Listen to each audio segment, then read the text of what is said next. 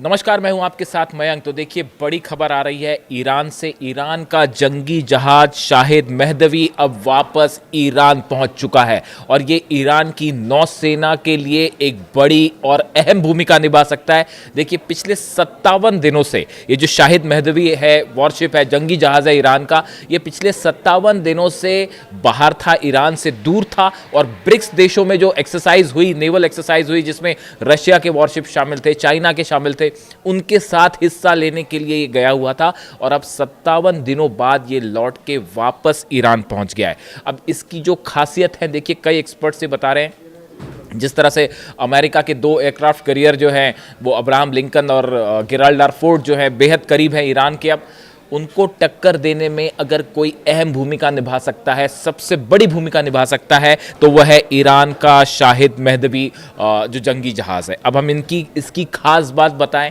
शायद आपने पहले ना भी सुनी हो, और क्यों इसे कहा जा रहा है ये कि अमेरिकन एयरक्राफ्ट कैरियर्स को टक्कर दे सकता है। सबसे बड़ी बात, सबसे अहम बात, ये ईरान का वो जहाज़ है जो न सिर्फ क्रूज मिसाइल्स फायर कर सकता है, बैलिस्टिक मिसाइल्स फायर कर सकता है, ड्रोन कैरी कर सकता है, डिफेंस सिस्टम कैरी कर सकता है। Shahid Mahdavi is outfitted with various missile systems including surface to surface and surface to air missiles as well as Khordad air defence system.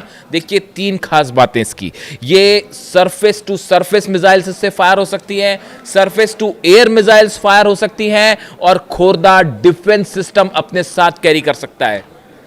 सरल शब्दों में आप समझें, अगर ईरान इसको फारस की खाड़ी में, जैसा कि बताया जा रहा है कि अगले 2 दिनों के अंदर, जिनेवा में टॉक्स हैं, आप जान ही रहे हैं कि जिनेवा में जिस तरह से टॉक्स होने वाली है ईरान और अमेरिका की, जिसे कहा जा रहा है कि बस ये आखिरी कड़ी है, अगर ये फेल हो जाती है तो जंग तय। तो अगले 2 दिनों के अंदर अंदर बताया जा रहा है कि ईरान इसे फारस की खाड़ी में तैनात कर देगा, शाहिद मेहदवी जो जहाज है इसको।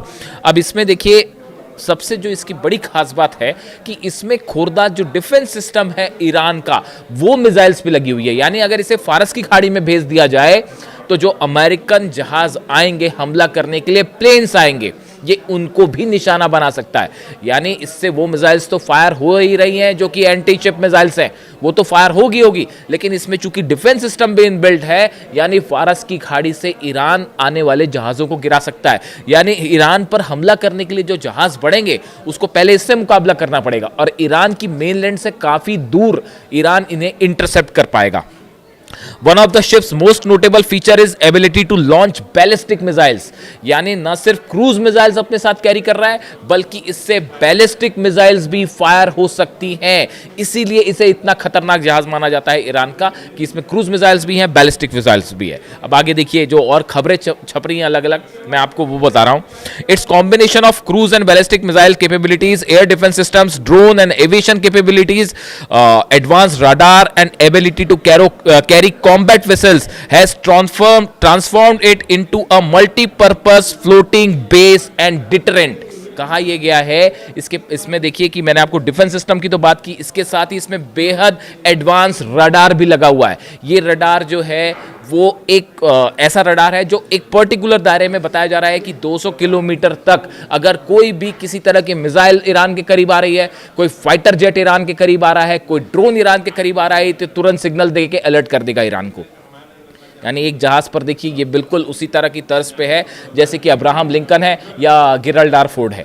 यानी आप देखिए, इस पे ड्रोन्स भी हैं। अच्छा, ड्रोन की बात देखिए, ड्रोन्स जो है ईरान के सबसे बड़े हथियार हैं। ड्रोन्स को जब हम कंपेयर करते हैं तो कई बार ऐसा कहा जाता है कि फाइटर जेट बहुत भारी पड़ते हैं, लेकिन ये ड्रोन्स भी कैरी करता है अपने साथ। यानी फारस की खाड़ी में कई किलोमीटर तक, ओमान की खाड़ी में कई किलोमीटर तक ये अपने साथ ड्रोन्स ले जा सकता है, और वहाँ से ड्रोन लॉन्च हो सकते हैं। यानी आपने काफ़ी बड़ा डिस्टेंस ट्रेवल किया और वहाँ से आपने ड्रोन्स भी जो है वो हमला करने के लिए तैयार कर दिए। अब आप इस बात को समझिए, अब्राहम लिंकन की पोजीशन जो है इस समय, और इसकी पोजीशन फारस की खाड़ी में ये तैनात हो जाता है अगर, तो अब्राहम लिंकन जो है वो इसकी बैलिस्टिक मिसाइल्स, इसकी surface to surface missiles, surface to air missiles, Abraham Lincoln से टेक ऑफ करने वाले जितने F-35 जेट्स हैं, F-16 जेट हैं, वो इसकी रेंज में होंगे। जो जेट्स फ्लाई करके ईरान आएंगे वो इसकी रेंज में होंगे। जो मिसाइल्स अमेरिका फायर करेगा वो इसके रडार्स जो है उसे कैच करके तुरंत इंफॉर्मेशन दे सकते। यानी आप देखिए ये एक प्रकार से जो एयरक्राफ्ट कैरियर्स हैं उसको उसको सीधी टक्कर देगा। अब जो खबरें आ रही हैं उसके मुताबिक कि अगर किसी भी तरह का हमला होता है ईरान के ऊपर, तो ईरान ने एक मल्टीपल प्लान तैयार किया है, अलग अलग फ्रंट पर कैसे जवाब देना है, और उसमें जो सबसे अहम भूमिका होगी वो है हॉर्मुज़ की। और ये कहा जा रहा है कि ईरान की तरफ से जो पहली कोशिश होगी, जो पहला अटेम्प्ट होगा, वो ये होगा कि हॉर्मुज़ को बंद कर दिया जाएगा। हॉर्मुज़ के बंद होने का मतलब है वहाँ से गुजरने वाले हज़ारों जो जहाज़ हैं वो रुक जाएंगे, और इन हालात में हॉर्मुज़ में सबसे अहम भूमिका जो है वो ये शाहिद महदवी जो है ईरान का, ये निभा सकता है। एक इसके बारे में और जानकारी मैं सर्च कर रहा था कि ये कितना अहम साबित हो सकता है अगर वॉर होता है तो। देखिए, हर जहाज़ की अपनी कैपेबिलिटी होती है, हर मिसाइल्स की अपनी कैपेबिलिटी होती है। जो सरफेस टू सरफेस मिसाइल्स होती हैं, जो सरफेस से फायर की जाती हैं, सरफेस पर गिरती हैं, ज़रूरी नहीं है कि वो एंटी शिप मिसाइल्स भी कैरी करें। यानी अगर फतेह 2 की हम बात करें तो फतेह 2 का अपना एक विशेष उसका टारगेट होता है, उसका काम करने का एक तरीका होता है। ऐसी हम खुर्रमशहर 4 की बात करें, अगर हम सेजिल की बात करें, वो मिसाइल्स अलग हैं। जो समंदर से दागी जाने वाली मिसाइल है, जिसके बारे में जैसे मैंने आपको बताया अबू मेहदी मिसाइल थी ईरान की, उसका एम, टारगेट और पर्पस अलग है। उसी तरह इससे जो मिसाइल्स फायर की जा रही हैं उसका टारगेट जो है वो है अमेरिका के एयरक्राफ्ट कैरियर्स और डिस्ट्रॉयर्स, जो कि हमला करने आगे आएंगे। तो जो दूसरी बड़ी चीज़ पढ़ने के दौरान मुझे पता चली कि हाल ही में कुछ दिनों पहले ये डिएगो गार्सिया की तरफ एक बड़े मिशन पर गया था जहाज़। बहुत करीब नहीं गया डिएगो गार्सिया के। डिएगो गार्सिया अमेरिका का नेवी बेस है और बताया जा रहा है कि B-2 बॉम्बर्स रेडी खड़े हैं। डिएगो गार्सिया में B-2 बॉम्बर्स रेडी हैं। और एक बार फिर एक्सपर्ट्स का जो कहना है, देखिए मैंने इसको लेकर पहले भी वीडियो किया था कि अगर ईरान पर हमला होता है तो वो सऊदी के बेस से, जॉर्डन के बेस से या कतर के बेस से ये यहाँ से हमला करना अमेरिका के लिए खतरनाक होगा। अब तो अमेरिका के जो जनरल हैं वो भी ये कह चुके हैं कि भाई बड़ा जो है लंबी जंग हो सकती है और नुकसान हो सकता है। तो बार बार एक लिमिटेड स्ट्राइक वाली बात हो रही है। तो इसलिए अभी भी कई एक्सपर्ट्स का कहना है कि अमेरिका की तरफ से अगर हमला होता है और B-2 बॉम्बर्स का इस्तेमाल होता है तो शायद डिएगो गार्सिया बेस का ही इस्तेमाल हो। अमेरिका का सबसे बड़ा नेवल बेस है इस एरिया में। पिछली बार भी B-2 बॉम्बर्स जो है वो यहाँ पे पाए गए थे, जो 12 दिनों की जंग हुई थी इस दौरान।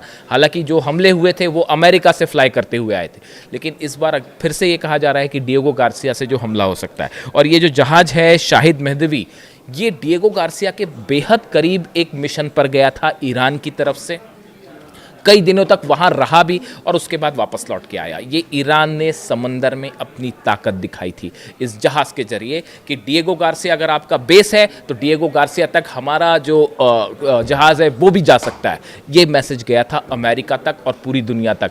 इसीलिए जो बार बार ईरान कह रहा था कि एक सरप्राइज़ एलिमेंट, अब एक बार फिर जो है ठीक हालात ऐसे हैं कि बस अब जंग शुरू हुई, तब जंग शुरू हुई। और स्टीव विटकॉफ के साथ बात है अब्बास अरागची साहब की, देखते हैं उसका क्या नतीजा निकलता है। लेकिन उसके ठीक पहले अब बताया जा रहा है कि ईरान पहुंच चुका है और इसको उस स्ट्रेटेजिक लोकेशन पे तैनात कर दिया जाएगा जो ईरान की नेवी को और ईरान की जो है सेना को सूट करता है। और संभवतः इसकी लोकेशन होगी फारस की खाड़ी में, जिसकी जद में होंगे अमेरिका के डिस्ट्रॉयर्स ही नहीं बल्कि इस चूंकि इससे बैलिस्टिक मिसाइल्स भी फायर हो रही हैं, इसलिए इसका अहम रोल होगा आसपास के अमेरिकन बेसिस को भी लेकर।